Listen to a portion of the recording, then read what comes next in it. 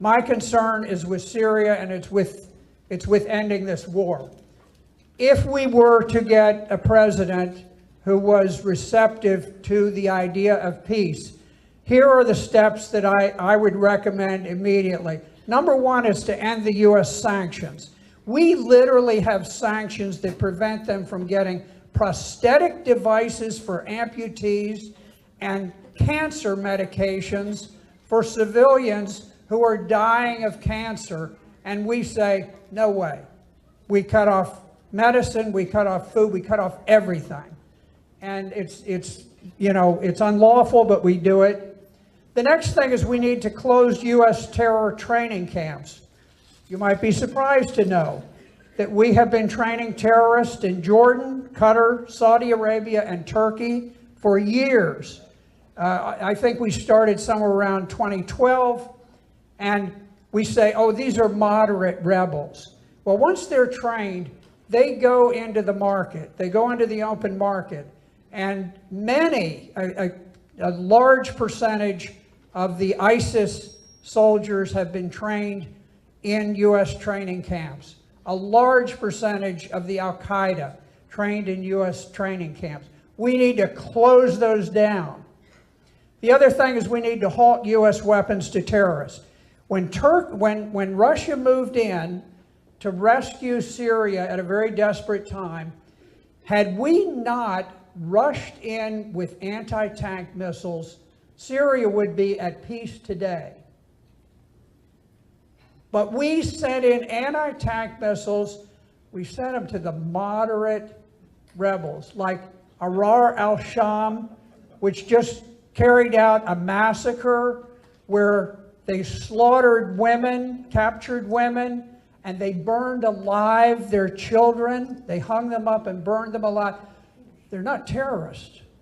John Kerry tells us they're not terrorists. I don't know what the definition of terrorist is. If you can hang up a child and you can burn them alive, what is a terrorist? I don't know. Okay, we need to halt weapons going to terrorists. We need to reopen the Syrian embassy. We closed it in 2014.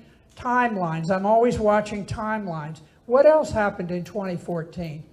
President Assad conducted a full and fair election, as fair as you're ever going to get in wartime.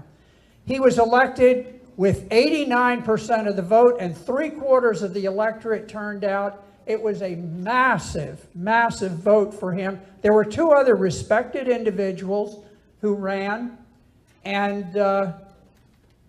but we closed the embassy. Why did we close the embassy? Because we knew that if Syrian Americans in the United States were permitted to vote, they would vote overwhelmingly for President Al-Assad, which would be an enormous black eye for the U.S. State Department.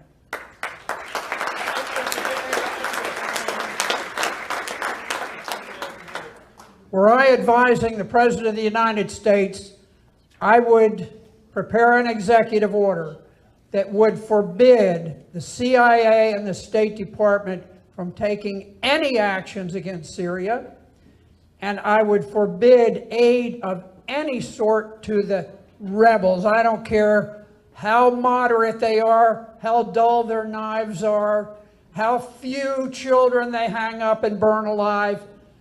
No aid, no diplomatic aid. I would make it so explicit, and then I would call in the top leadership, and I'm going to tell you what, I would take a mallet and I would smash the table for emphasis, and they would know that I was dead serious about it. We need peace. We don't even talk about peace anymore. This is the first war we have ever fought in American history where we don't even speak about eventually reaching peace.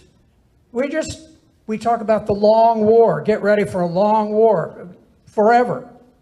And I'm sick of it. I'm tired of it. And I want to do everything I can to end it. And so with that, I'm going to end my presentation and open it up to questions.